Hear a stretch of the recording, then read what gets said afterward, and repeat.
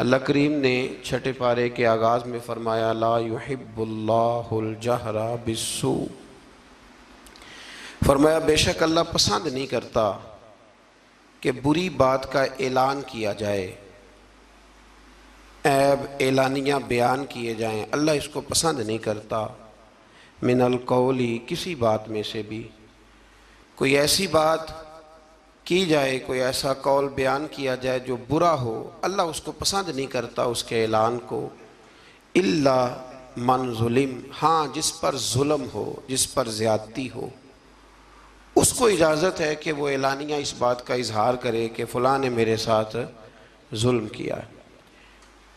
आयत के पहले हिस्से में इस बात की तरफ इशारा फरमाया गया है कि बिला वजह क्या सरानियों पर और बदगुमानियों पर बुरी बातों का ऐलान न करो, बल्कि अगर उस बात का ताल्लुक मुआशरती तौर पर लोगों पर नहीं पड़ रहा और किसी शख्स का वो ज़ाती फ़ेल है और उसकी उस गलती का ताल्लुक उसकी ज़ात के साथ है, तो फिर तो हुजूर ने पर्दा पोशी का हुक्म दिया है।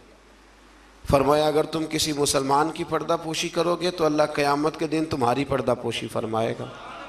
और एक हदीस मुबारक में यूँ भी इरशाद फरमाया कि किसी का एक ऐब दुनिया का छुपा देना, रब करीम तुम्हारे 70 ऐबों पे पर्दा डाल देगा।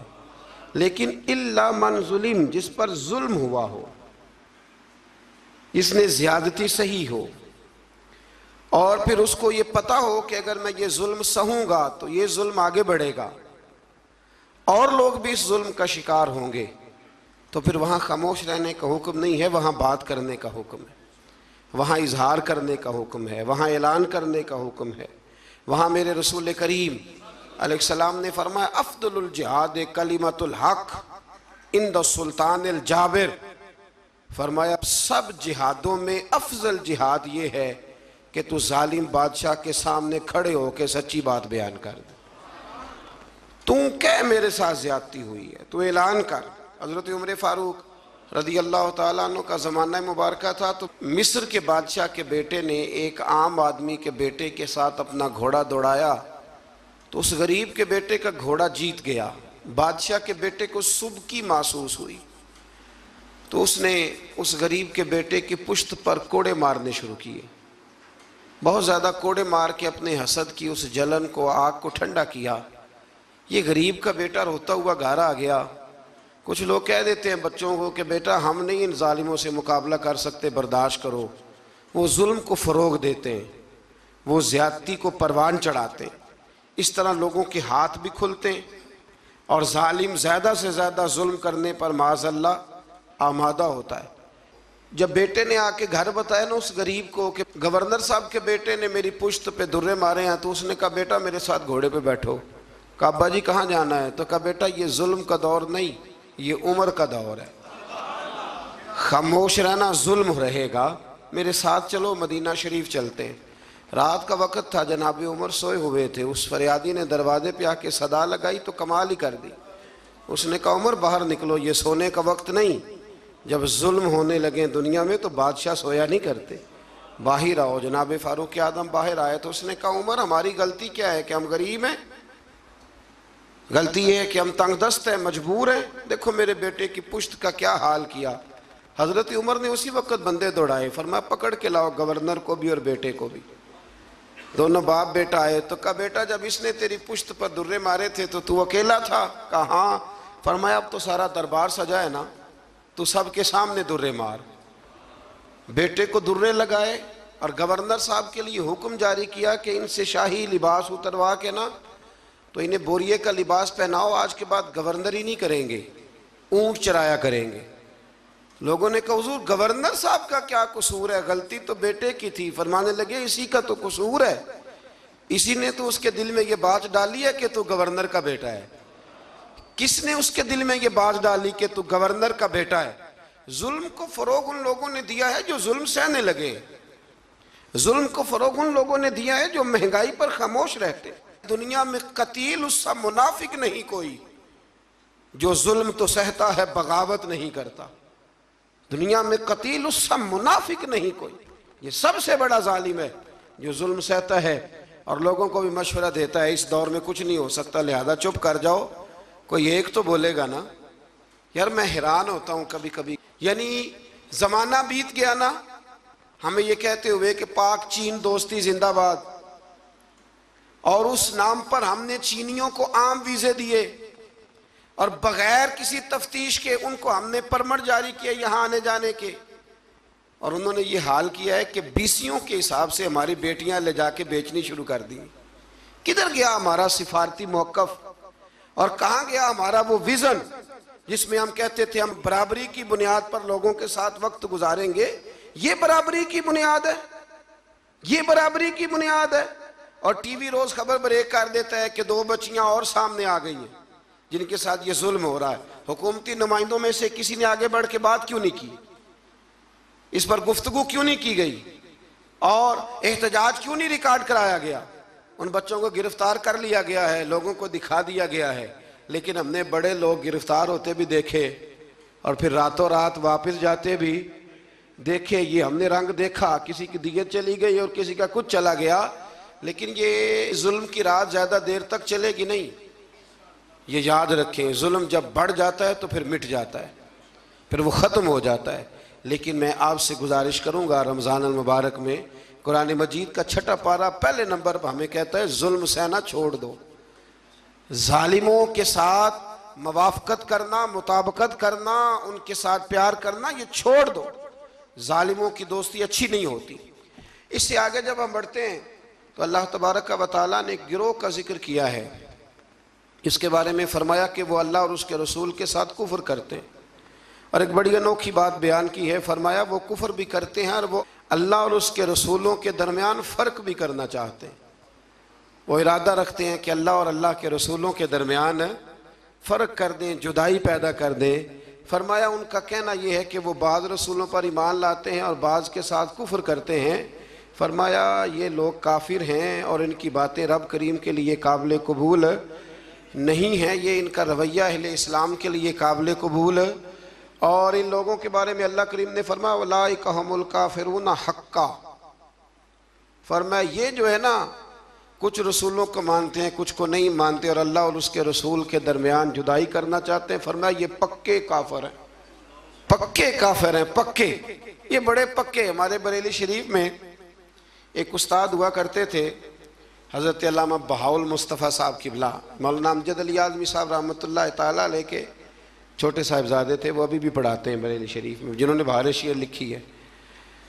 तो वो कहा करते थे कुछ काफिर होते हैं, कुछ सुपर काफिर होते हैं। हमने उनसे कहा जनाब ये सुपर काफिर कौन से होते हैं? कहते काफिर तो वो होता है ना जो अल्लाह रसूल को मानता नहीं, और सुपर काफिर वो होता है जो कहता है रब अलहदा रसूल अलहदा, बिल्कुल इनको करीब नहीं होना चाहिए। फरमाया ये सुपर काफिर है, इसलिए कि कलमा पढ़ के भी वो बात करता है जिसका कोई वजूद मौजूद अल्लाह ताला समझने की तौफीक अता फरमाए। इससे फिर थोड़ा सा जब हम आगे बढ़ते हैं तो अल्लाह तबारक व तआला ने हज़रत ईसा अलैहिस्सलाम का जिक्र फरमाया है कि हज़रत ईसा अलैहिस्सलाम को अल्लाह तबारक व तआला ने आसमानों पे उठा लिया। हमारे मुफस्सिरीन ने लिखा है कि जब उन लोगों ने ये चाल चली कि हज़रत ईसा अलैहिस्सलाम को माज़अल्लाह शहीद कर दिया जाए, तो अल्लाह ताला ने उसी गिरोह में से एक शख्स को वो शबाहत दी जो हज़रत ईसा अलैहिस्सलाम की शबाहत थी, उसको उन्होंने सूली पे चढ़ा दिया और रब करीम ने हज़रत ईसा को आसमानों पे बुला लिया। हज़रत ईसा चौथे आसमान पर मौजूद हैं और ज़िंदा हैं, वो तशरीफ़ लाएंगे। और मेरे रसूल पाक ने फरमाया वो मेरी मस्जिद में नमाज़ पढ़ेंगे और वो यहाँ आएंगे, उम्मत मुस्लिमा की रहनुमाई करेंगे, और फरमाया अपने कलमे को फ़रोग़ नहीं देंगे, मेरा कलमा पढ़वाएंगे लोगों। और फरमाया जब वो नमाज़ पढ़ेंगे ना तो इमामत भी मेरी उम्मत का इमाम करेगा। तो हज़रत ईसा अलैहिस्सलाम का तशरीफ़ लाना यहाँ बयान किया गया। पर यहाँ अल्लाह ताला ने अपने बहुत सारे रसूलों के नाम ले ले के ज़िक्र फरमाए, और फरमाया कुछ नाम ऐसे हैं जो हमने बतला दिए हैं और कुछ नाम ऐसे हैं जो बतलाए, तो जो नहीं बतलाए उन पर भी ईमान लाना है और जो बतला दिए गए उन पर भी ईमान लाना है। यहाँ इस बात का बड़ी वजाहत के साथ जिक्र फरमाया गया। फिर अल्लाह तबारक व तआला ने आगे जाके बाज़ ऐसी बातें जो पहले भी हम मुलाहजा कर चुके हैं, उन बातों को बयान फरमाया और हज़रत ईसा अलैहिस्सलाम के बारे में ख़ास करके जो ईसाइयों का अकीदा है माज़अल्लाह ताला। मैंने जब हज़रत उज़ैर अलैहिस्सलाम का जिक्र आया था ना 3रे पारे में, तो मैंने वहाँ भी ये बात अर्ज़ की थी कि जब अंबिया किराम अलैहिमुस्सलाम की बहुत ज़्यादा शानें लोग देखते हैं ना, तो कुछ लोग गुलूव करते हैं। तो गुलूव का माना ये होता है कि वो वहाँ तक बात ले जाते हैं जहाँ तक जा सकती नहीं। जब हज़रत उज़ैर अलैहिस्सलाम 100 साल तक सोए रहे और बेदार हुए, तो यहूदियों ने उन्हें अल्लाह का बेटा कहना शुरू कर दिया। माज़ यही हाल हज़रत ईसा अलैहिस्सलाम के साथ हुआ कि जब हज़रत ईसा बगैर वालिद के पैदा हुए तो लोगों ने माज़अल्लाह उन्हें अल्लाह का बेटा कहना शुरू कर दिया। ये गुलूव है, ये वो जुल्म है अकीदे के साथ। अब भी बहुत सारे लोग ना हमारे ये जो जदीद, मैं थोड़ा सा जब पढ़ता हूँ ना जदीद माहौल को, तो मैं देखता हूँ कि एक ऐसा मज़हब तैयार करने की दुनिया में कोशिश की जा रही है जिसके अंदर सब लोगों को जमा कर दिया जाए, ऐसी खिचड़ी पकाई जाए कि ना मुसलमान का पता चले और ना काफिर का पता चले, बिल्कुल खिचड़ी पका दी जाती है।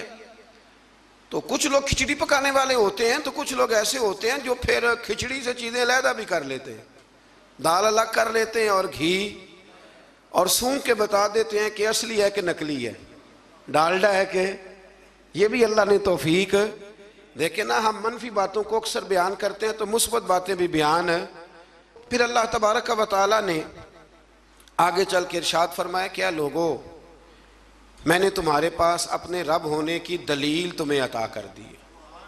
कोई शख्स जब कोई दावा करता है तो लोग उससे दलील पूछते हैं। अल्लाह करीम का दावा है ला इलाहा इल्लल्लाह, ये दावा है कि अल्लाह वहदहू ला शरीक है। तो लोग दलील पूछते थे, दलील क्या है? तो इसी पारे में अल्लाह करीम ने फरमाया या अय्युहन्नासु कद जाकुम बुरहानुम मिर रब्बिकुम, फरमाया लोगों ये जो मैंने तुम्हें रसूल अता फरमाए हैं ना, ये तुम्हारे पास तुम्हारे रब की तरफ से दलील आ गई है। ये दलील है तुम्हारे पास तुम्हारे रब की तरफ से। हज़रत अब्दुल्ला इब्न रवाहा रदी अल्लाह ताला अन्हु फरमाया करते थे कि हुजूर कोई मौजज़ा ना दिखाते, ना चांद को तोड़ते, ना सूरज को मोड़ते, ना रसूल करीम अलैहिस्सलाम पत्थरों से कलमा पढ़वाते, ना दरख्तों से सजदा करवाते, ना मुबारक उंगलियों से चश्मे जारी होते। हुजूर कुछ ना करते तो मेरे महबूब का चेहरा ही ऐसा था, लोगों ने देखते जाना था और कलमा पढ़ते जाना था। इसलिए कि हुजूर सल्लल्लाहु ताला अलैहि वसल्लम को अल्लाह ने वो नूरानियत, वो कमाल, वो खूबसूरती अता की, वो ख़ास जाज़बियत है महबूब की गुफ्तगू में भी, हुजूर की आंखों में भी, हुजूर के लबो लहजे में भी, और मेरे रसूल के चेहरा अनवर में भी, और पूरा वजूद हुजूर का मौजज़ा है। तो अल्लाह तबारक व तआला ने फिर इसी पारे के अंदर इस बात का भी तज़किरा इरशाद फरमाया। शुरू में ना सूरतुल माइदा के बिल्कुल शुरू में अल्लाह ताला ने वादे पूरे करने का हुक्म दिया है। फरमाया ईमान वालों अपने वादे पूरे करो। वादा पूरा करना ये इनफरादी मामला नहीं, ये इज्तिमाई मामला भी है। और हमारे यहाँ वादे पूरे नहीं किए जाते। वादे पूरे करना बड़ा ही ज़रूरी है। हमारे यहाँ लोग वादा नहीं पूरा करते, और मेरे नबी करीम अलैहिस्सलाम ने हद बंदी कर दी, फरमाया जो वादे का पाबंद नहीं उसका तो दीन ही कोई नहीं। और हमारे मुल्क में हाल ये है वादों के हवाले से, मैंने का उम्मीदवार तकरीर कर रहा है और जिस बंदे ने अपनी जेब से उसके इश्तिहार छपवाए हैं, पैनाफ्लेक्स छपवाए हैं और उसकी तस्वीर उसने अपने दिल पे लगाई हुई, और नारे भी खुल के मारे हैं, उसने खुल के नारे लगाए हैं। और जब उसने वादा किया ना कि बस ये सड़कें पक्की हो जाएंगी, ये पेरिस बन जाएगा और साथ वाली गली मैनचेस्टर बन जाएगी, और उससे अगली जो गली होगी वो लीड्स बन जाएगी, और उससे आगे जो है वो बिल्कुल बरतानिया वाले देखने आया करेंगे, ये सारे उसने जहाँ जहाँ वादा किया वहाँ वो जिसने स्टिकर लगाया था उसने नारा लगाया, पूरा नारा लगा, पूरी बात हुई। लेकिन जब वो तकरीर सुन के बाहर निकलता है ना, पैसे भी उसने जेब से लगाए हैं, नारे भी उसने लगाए हैं, कुर्सियों में हिस्सा भी डाला है जो वहाँ उसने सजाई हुई थी, और बाहर निकलते वही बंदा कह रहा है कि जो ये कह रहा है ना सारा झूठ ही कह रहा है, खुद बयान कर। ये कौमी लीडरों की बात कर रहा हूं, तो आप अंदाजा कर लें कि आम लोग, हुजूर ने फरमाया नास वाला दीन मलूक है, लोग अपने सरदारों के मजहब पे होते हैं। तो अगर सरदारों का, बड़ों का ये मेयार होगा गुफ्तगू का कि उनके सपोर्टर और वोटर कहेंगे ये बोल झूठ रहा है सारे, इसने करना कराना कुछ भी नहीं, तो जब आपके वादों की नौयत ये हो जाएगी तो इसको कभी भी इनफरादी मसला ना समझे, इसे इज्तिमाई मामला समझे। मेरे रसूल करीम सल्लल्लाहु ताला अलैहि वसल्लम इस कदर ज़्यादा पाबंदी फरमाते थे कि हज़रत मरसद रज़ी अल्लाह ताला अन्हु फरमाते कि ऐलान नबुव्वत से पहले एक शख्स ने हुजूर के साथ लेन देन का कोई मामला किया, कोई चीज़ उसने ख़रीदी हुजूर अलैहिस्सलाम से, और नबी पाक को एक कुएं पे बिठा के वो घर चला गया पैसे लेने, तो जाके भूल गया। 3 दिन के बाद उसे याद आया और वो शख्स कहता है जब मुझे याद आया तो फिर भी मैं दौड़ के नहीं आया। मैंने कहा कि वो चले गए होंगे, 3 दिन कौन बैठा रहता है। फिर भी मैं अपने काम शाम समेट करके आया। सैयदा खतीजतुल कुबरा रदी अल्लाह ताला अन्हा के दरवाजे पर मैंने दस्तक दी, और जब अंदर से सैयदा बोली और उन्होंने बोल करके फरमाया कौन है, तो मैंने कहा कि मैं हुजूर अलैहिस्सलाम से मिलने आया हूँ। तो वो कहने लगी कि वो 3 दिन हो गए हुजूर तो घर ही नहीं तशरीफ़ लाए। फरमाते हैं फिर मैं तड़पा और मैं दोबारा उस जगह आया तो हुजूर ने कुछ सख्त जुमला नहीं कहा, फरमाने लगे खैरियत तो थी, आपने तो मुझे मुश्किल में मुब्तला कर दिया। आपने फरमाया यहाँ बैठो, तो मैंने कहा बैठता हूँ, तो फिर 3 दिन हो गए बैठा हूँ। तो कहते उसने कहा कि आप उठ जाते, तो महबूब फरमाने लगे कैसे उठ जाता, तेरे साथ वादा जो कर लिया था यहाँ बैठूंगा, उठ कैसे जाता।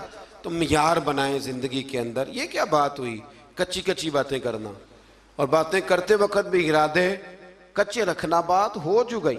फिर से आगे अल्लाह तबारक व तआला ने कुछ ऐसे जानवरों का जिक्र फरमाया है जो हलाल हैं, और कुछ ऐसी इशारे इरशाद फरमाए हैं कि कुछ जानवर ऐसे हैं जो खाना मुसलमान के लिए जायज़ नहीं है।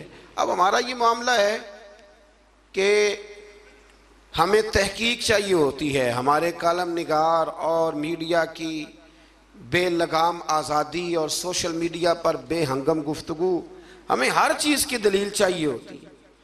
अब ये भी लोग सवाल करने लगे हैं जी वो हराम जानवर जो यूरोप के यहाँ इतना ज़्यादा खाया जाता है, वो बीमार तो नहीं होते, वो मरते तो नहीं, तो वो फलां तो नहीं होता। तो खुदा के बंदो, कोई ज़रूरी है कि कोई ऐसी चीज़ लोग खाएं तो उससे मारी जाएं तो वो गलत होगी? नशा करने से आदमी मर जाता है। लेकिन हज़रत सिद्दीक़ अकबर ने जो जवाब दिया था वो बड़ा शानदार है। किसी ने कहा कि जब शराब हराम नहीं हुई थी तो तब आप पीते थे? तो तब अबू बकर सिद्दीक़ फरमाने लगे मैं वो काम नहीं करता जो करने के बाद बीवी और बहन की पहचान ख़त्म हो जाती है, मैं वो काम नहीं करता। आप समझिएगा बात को कि ज़रूरी है कि हर बात की हिकमत ही बताई जाए, और यही कहा जाए कि वो फलानी चीज़ खाने के बाद कोई मर गया है, ज़रूरी है तो फिर और बहुत सारी चीज़ें आप उनको खाएं और खाने के बाद तजर्बा करें और बताएं कि मरे हैं कि बचे हैं। तो ये बेहंगम आज़ादी बेहंगम गुफ्तगू को जन्म देती है। कुरान किताब हिदायत है, हर जगह हिदायत देता है, लेकिन कुछ जवामिउल कल्म हैं, 1-2 जुमलों के अंदर समुंदर बंद है। कुछ आयात ऐसी हैं कि जिन आयात का रट लेना बड़ा ज़रूरी है, और जो रोज़ हमारे एक दूसरे से ताल्लुक़ रहते हैं, रिश्ते रहते हैं, उन रिश्तों के अंदर वो आयात हमारे लिए संग मील हैं। इसी तरह का जिक्र अल्लाह ताला ने यहाँ भी इरशाद फरमाया, फरमाया वतावनु अलल बिर्रि वत्तक़वा। जब नेकी और परहेजगारी का काम हो तो एक दूसरे के साथ ताउन करो, और वला तावनु अलल इस्मि वल उद्वान, और फरमाया गुनाह और ज्यादती पर एक दूसरे के साथ ताउन न करो। और आगे इरशाद फरमाया वत्तकुल्लाह, अल्लाह से डर जाओ, अल्लाह से डरो।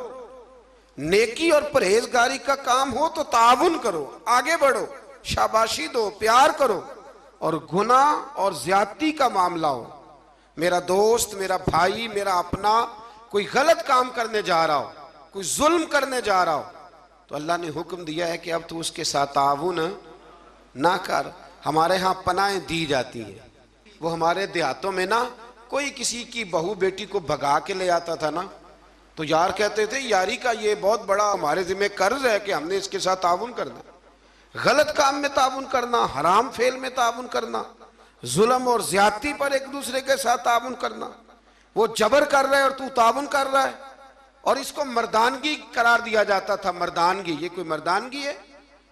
ये तो वो वाली बेहयाई है कि जिसके बारे में फरमाया जब तू बेहया हो जाए तो जो तेरा दिल करे तू कर। ये कोई मर्दानगी नहीं, आप जुल्म और ज्यादती पर मदद कर रहे हैं। ये आपको पता है कि मेरे दोस्त ने जबर किया है, जुल्म किया है, कचहरी और थाने में घसीट करके अपने मुखालिफ को ले गया है, तो तो आप उसके साथ ताउन कर रहे हैं, आगे बढ़े हुए हैं। तो याद रखें अपनी ज़िंदगी में इस बात को, ये कुरान ने एक उसलूब दे दिया, ताउन करना है नेकी और परहेजगारी पर, गुनाह और बदी पर कभी ताउन। मेरे रसूल करीम अलैहिस्सलाम ने फरमाया अपने भाई की मदद करो, चाहे वो जालिम हो या मजलूम हो। तो सहाबा ने अर्ज़ की या रसूल अल्लाह सल्लल्लाहु अलैहि वसल्लम, मजलूम की मदद तो समझ में आ गई, तो जालिम की मदद कैसे करें? तो नबी करीम अलैहिस्सलाम ने फरमाया जालिम को जुल्म करने से रोक दो, ये तुम्हारी मदद होगी। ये जो यारों के साथ लड़ने चले जाते हैं, पूछते भी नहीं कि हक पे हैं कि नहीं, चले जाते हैं, कहते बस दोस्तों का प्रोग्राम बन गया था, फलां बस वाले को मारना है, तो चले गए सारे। ओ खुदा के बंदे, तो जुल्म और ज्यादती में मददगार बन गया। और मैंने देखा है रवैया इतना खौफनाक है। अब जो अगली बात करने लगा हूँ वो ज़रा नाराज़ करने वाली है, इससे बहुत सारे लोग नाराज़ होते हैं, लेकिन चूंकि ज़रूरी है तो करनी भी ज़रूरी है। इलेक्शन के दिनों में बड़ी मदद होती है, हमें पता है बंदा जालिम है, जाबर है, लेकिन क्या करें जी, हमारी बरादरी का है, क्या करें जी, हमारा अपना है, क्या करें जी, हमारा मोहल्लेदार है। तो अबू जाल भी तो हुजूर की बरादरी का था, मोहल्लेदार था, रिश्तेदार था, तो क्या उसकी मदद हो जाती? यजीद जो है वो भी तो इसी खानदान से ताल्लुक रखता था, ऊपर जाके यहीं से मिल जाता था, तो इमाम हुसैन ने उसके जुल्म पर उसकी मदद क्यों ना की? तो इसलिए ये रवैया बदलें, नेकी और परहेजगारी के काम में आगे बढ़े, दौड़ कर ताउन करें, और जुल्म और ज्यादती के मामलात में कभी भी किसी शख्स के साथ कोई रवैया आप ताउन का बिल्कुल बरकरार ना रखें। एक आया करीमा सूरतुल माइदा की आयत नंबर 3 का जो इब्तदाई हिस्सा है वो भी बड़ा शानदार है। हज़रत सैयदना उमर फ़ारूक रज़ी अल्लाह ताला अन्हु फरमाते हैं, जब यह आयत करीमा नाजिल हुई तो मुझे यहूदियों का एक आलिम मिला और कहने लगा, उमर तुम्हारे नबी करीम अलैहिस्सलाम पर एक ऐसी सूरत नाजिल हुई है कि अगर वो तौरात में नाजिल होती तो हम उस दिन को ईद का दिन मनाते, ईद समझ के वो दिन मनाते। इतनी शानदार आयत। आयत क्या है? अल यौमा अकमलतु लकुम दीनकुम। अल्लाह फरमाते हैं कि आज के दिन मैंने तुम्हारा दीन तुम्हारे लिए मुकम्मल कर दिया। व अतममतु अलैकुम निअमती, और मैंने तुम पर अपनी नेमत को मुकम्मल कर दिया। देखे ना, हमारे यहाँ हाफिज जी पक्का रट्टा लगा के कुरान मजीद याद करते हैं, और जब याद कर लेते हैं ना तो वो सुनाते हैं, और जब माशाल्लाह सुनाते हैं अल्लाह की तौफीक से, तो फिर हाल ये होता है कि उस दिन जब कुरान शरीफ ख़त्म होता है तो हम जश्न मनाते हैं। खुशी होती है कि नहीं होती? ये नाजरा कुरान मजीद को बच्चा मुकम्मल करता है तो तब भी खुशी होती है कि नहीं होती? और हमारे यहाँ जो लोग आम ख़त्म शरीफ के मुखालिफ हैं, ख़त्म बुखारी के, वो भी बड़े कायल हैं। तो अगर दीन मुकम्मल हो जाए, पिछला कोई दीन भी मुकम्मल नहीं था, तो ये दीन मुकम्मल है हमारे पास। यानी इतना मुकम्मल है कि हमें छींकने का तरीका भी बाहर से लेने जाने की कोई ज़रूरत नहीं, वो भी हमारे रसूल ने हमें घर में अता फरमाया है, वो भी हमें बाहर से ले जाने की ज़रूरत। अकमलतु लकुम, मुकम्मल कर दिया तुम्हारे लिए। और ये जो लफ्ज़ लकुम है, इस पर बड़ी खूबसूरत बात काजी सनाउल्लाह साहब पानीपति रहमतुल्लाह लिखी है। वो फरमाते, रब फरमाते हैं मुकम्मल भी मैंने तुम्हारे लिए किया है, तुम्हारे लिए मुकम्मल किया है ताकि तुम राज़ी हो जाओ, तुम्हारे लिए आगे जीना आसान हो जाए। तो मेरे अजीज़ दोस्तों, इससे थोड़ा सा आगे जब हम जाएंगे तो अल्लाह तबारक व तआला ने वज़ू के फ़राइज़ भी इसी जगह बयान फरमाए, और फिर अल्लाह तबारक व तआला ने इंसाफ करने के लिए खड़ा होने का हुक्म भी इन्हीं आयात के अंदर दिया। और जब आप इंसाफ के लिए खड़े होंगे, वो कोई भी हो, और जब आप अदल करेंगे तो अल्लाह करीम ने इरशाद फरमाया कि फिर तुम्हें एक ऐसी नेमत मिलेगी जिसका कुरान मजीद में जा बजा जिक्र है। वो नेमत क्या है? फरमाया इदिलू, तुम अदल करो, हुवा अक़रबु लित्तक़वा, अब ये तकवे के करीब हो जाएगा।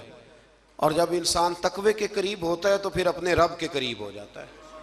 अदल करो, इंसाफ करो, तुम्हारे हाथ एक घर का ही अदल और इंसाफ क्यों ना आए, इंसाफ का तराजू। इसलिए हुजूर सल्लल्लाहु अलैहि वसल्लम ने फरमाया हर एक निगरान है और उससे उसकी रियाया के बारे में सवाल किया जाएगा। आगे जाके ना इसी पारे के अंदर हज़रत आदम अलैहिस्सलाम के उन 2 बेटों का भी जिक्र है कि जिसमें एक बेटे ने दूसरे को कत्ल कर दिया था। उसने जब उसको कत्ल किया, और कत्ल की बुनियाद जो यहाँ बयान की गई वो हसद है। हसद जो होता है ना, हसद ये एक अजीबोगरीब चीज़ का नाम है, रोग है ये बातन का, ये बातन का रोग है। और हसद जब आ जाता है ना तो फिर इंसान को जला देता है, और फिर इंसान माज़अल्लाह ताला ऐसे ऐसे अजीब हरकत करता है, होता असल में हसद है। और इमाम गज़ाली रहमतुल्लाह ताला अलैह ने तो यहाँ तक लिखा है, फरमाते हैं ये तकब्बुर और हसद ज़्यादातर अहले इल्म लोगों में होता है। अल्लाह ताला हमें माफ़ फरमाए। अब इसके तर्जुमा आपने सिर्फ मौलवी नहीं कर लेना। वैसे लोग कहते हैं मौलवी पढ़े लिखे नहीं, तो कोई ऐसी बात बयान की जाए तो फटाफट कहते हैं मौलवियाँ की गल हो रही। तो भाई ये अहले इल्म से मुराद MSc वाला भी है, PhD वाला भी है, पढ़े लिखे लोगों में। और ये जो तकलीफ दे किस्म की अजियत देते हैं ना अपने मुखालिफ को, ये अक्सर पढ़े लिखे लोग देते हैं। सादा आदमी तो गुस्सा भी सादगी में ही करता है और राजी भी सादगी में हो जाता है। तो वो हसद की बुनियाद पर काबिल ने हाबिल को कत्ल कर दिया। तो आगे कुरान मजीद ने जो उसलूब बयान किया वो बड़ा और ज़्यादा नसीहत आमोज़ है। जब कत्ल किया तो अब क्या करे, भाई की लाश को उठा के फिर रहे हैं कि इनका किया जाए। तो उनको दफन करने का तरीका कव्वे ने सिखाया। कव्वे ने भी लड़ते लड़ते दूसरे कव्वे को मारा, फिर उसने अपनी चूंच के साथ ज़मीन को खोदा, फिर उसके अंदर उसने कव्वे को रख के उसके ऊपर मिट्टी डाली। तो काबिल को समझ आ गई कि इस तरह करके मैंने भाई को दफन करना है। तो अगर कव्वा कोई बात सिखा सकता है तो इसका मतलब है सीखने वाला कहीं से भी सीख सकता है। शर्त यह है कि उसका सीखने का प्रोग्राम हो, उसका इरादा हो कि मैंने सीखना है। कुछ चीज़ें ऐसी होती हैं जो नज़रियाती होती हैं, तो जो नज़रियाती चीज़ें होती हैं उन पर ज़ाहिर है फोकस भी ज़्यादा होता है। और नज़रियाती चीज़ें जो ऐसी हैं जो ज़िंदगी में भी अमल करने में रास्ता आसान करती हैं और मरेंगे तो कब्र में भी हमें फ़ायदा देगी। तो एक नज़रियाती आयत है, इसी के अंदर आयत नंबर 35 सूरतुल माइदा में, उसमें अपनी बात को समेटता हूँ। अल्लाह करीम ने फरमाया या अय्युहल्लज़ीना आमनुत्तकुल्लाह वब्तगू इलैहिल वसीला, ए ईमान वालो अल्लाह से डरो और उसके रास्ते में वसीला तलाश करो। अल्लाह क्या फरमाते हैं, अल्लाह से डरो और उसके रास्ते में वसीला। तो जब अल्लाह वसीले को पसंद करता है तो अल्लाह वसीले को, यार वाज़े आयत आ गई, वाज़े। मैं हैरान होता हूँ बाज़ौक़ात कि वाज़े दलील के बावजूद लोग कहते हैं कि जी यहाँ से मुराद कुछ और है। तो मैंने कहा किसने तुम्हें कहा कि मुराद लो? तुम कौन होते हो अपनी मर्जी से कुरान की तशरीह करने वाले, तफसीर करने वाले?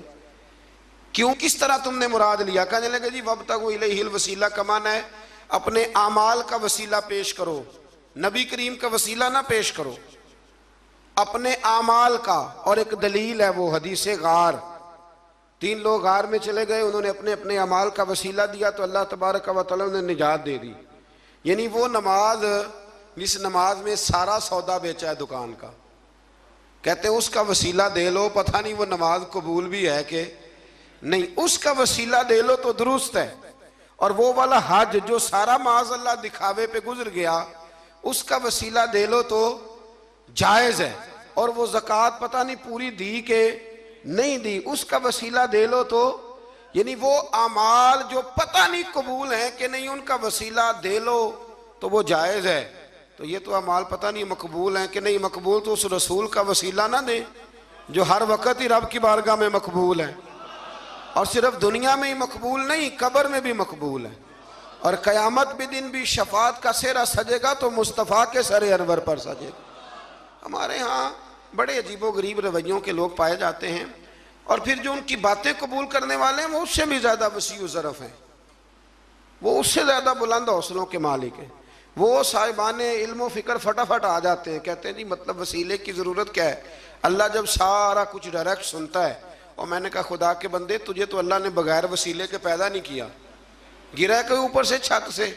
देखे ना अल्लाह मेहनत करने का हुक्म देता है तो बगैर वसीले के भी अल्लाह रोज़ी अता कर ही सकता है ना। अगर मन्नो सलवा सुबह बनी इसराइल की छतों से मिल सकता था तो हमारे बिस्तर में तकिए के नीचे से भी नोट निकल सकते थे। पर अल्लाह ने फरमा उठ के जाओ, काम करो, कुछ करोगे तो फिर तुम्हें मिलेगा। तो जब अल्लाह ताला ने सारा निज़ाम ही वसीले का बनाया है तो अजीब मंजर है और अजीब कैफियत है कि इस बात पे लोग किताबें छापने लग जाते हैं, इस पर लोग तवज्जो देने लग जाते हैं। मेरे रसूल करीम अलैहिस्सलाम की साहिबजादी का विसाल हो गया तो जब गुस्ल दिया हुजूर की बड़ी साहिबजादी को, तो नबी करीम अलैहिस्सलाम ने इरशाद फरमाया कि ठहरो, अभी कफन न देना। तो सहाबियात ने अर्ज़ की हुजूर क्या करना है? तो महबूब अंदर गए और अपना कुर्ता उतारा, फरमाया मेरी बेटी को मेरे कुर्ते में कफन दो, उम्मीद है अल्लाह इसकी बरकत से उसकी कब्र को रोशन फरमा देगा। तो यहाँ तो तबर्रुकात वसीला बन रहे हैं। तबर्रुकात, हज़रत अनस बिन मालिक रदी अल्लाह ताला अन्हु के पास हुजूर के नाखून थे, उन्होंने वसीयत की थी जब मेरा इंतकाल हो जाए तो मेरी ज़ुबान के नीचे रख देना। तो मेरे भाई ये सारी चीज़ें तो वसीला बन रही हैं। वब्तगू इलैहिल वसीला, बस ये है कि ज़िंदगी में कोई वसीला तलाश करके रखो, कोई वसीला ज़िंदगी में तलाश करके रखो, कोई वसीला ज़िंदगी में तलाश करके रखो। एक बहुत ज़ईफ़ुल उम्र बुज़ुर्ग थे, तो आखिरी उम्र में ना उन्होंने तरीक़त को बड़ा पढ़ा, तसव्वुफ़ को बड़ा पढ़ा। आखिरी उम्र में एक शख्स के मुरीद हो गए। तो कालम नवीस उन पर लिखता है, वो कहता है मैंने उनसे कहा कि बाबा जी अब कोई उम्र तो नहीं थी मुरीद होने की, बंदा शुरू में मुरीद हो कोई तरबियत भी लेता है। तो कहने लगे बेटे मैंने मुर्शद के आदाब बड़े पढ़े थे, लेकिन कोई ऐसा वसीला बन ना सका, कामिल मुर्शद तक पहुँच ना सका। तो फिर इरादा किया कि अल्लाह की तौफीक से और तलाश करता हूँ, तो बुढ़ापे में मिल गया है। तो उसने कहा हज़रत जी अब क्या फ़ायदा? तो कहने लगे फ़ायदा क्यों नहीं, मरना तो है, तो किसी दे सिरे चढ़ के क्यों ना मरिए, मरना तो है तो किसी दे होके क्यों ना मरिए। इसलिए आखिरी उम्र में से ही प्रोग्राम मेरा पक्का बन गया है। और ये वब्तगू इलैहिल वसीला पर शाह वलीउल्लाह साहब मुहद्दिस देहलवी रहमतुल्लाह ताला अलैह, वक्त नहीं है वरना मैं कुछ और बुजुर्गों के भी यहाँ आपको हवाले पेश करता। शाह वलीउल्लाह साहब को बर्रे सगीर पाक को इनके तकरीबन तमाम मकातब फ़िक्र, वैसे लोग इनकार करने पे आए तो वो इमाम आज़म का भी कर दें, उनकी मर्ज़ी है, लेकिन तमाम मकातब फ़िक्र शाह वलीउल्लाह साहब के ना सिर्फ अकीदतमंद हैं बल्कि उनके शागिर्दों की लिस्ट में। तो शाह वलीउल्लाह साहब ने यहाँ वब्तगू इलैहिल वसीला पर लिखा है, फरमाते इसका माना ये है कि कोई मुर्शद कामिल तलाश करो। इसका माना ये है कि तुम कहीं जाओ और वहाँ से तरबियत हासिल करो और किसी के रस्तों के मुसाफिर बन के तुम अल्लाह रसूल की बारगाह में आओ। ये हमारे बुजुर्गों ने नहीं लिखा, ये हज़रत शाह वलीउल्लाह साहब अलैहि रहमा इसको नकल करते हैं। तो वसीला एक बड़ी महबूब चीज़ का नाम है, अल्लाह उसको महबूब रखते हैं। क़यामत में रब हिसाब ही नहीं शुरू करेगा, बुखारी मुस्लिम में मौजूद है, हिसाब उस वक़्त शुरू होगा जब मेरे रसूल पाक सिफारिश करेंगे। तो जब क़यामत का वो हिसाब जो तय है, कुरान की हर सिपारे में जिसका जिक्र है वो हुजूर के वसीले से शुरू हो रहा है। बस दुआ फरमाएं कि हमारे हाथों में जो वसीले हैं वो हमेशा कायम रहें और अल्लाह तबारक व तआला हमारी निस्बतों को मजबूतियाँ अता फरमाए। आखिर दावा या अनिल हम्दुलिल्लाह।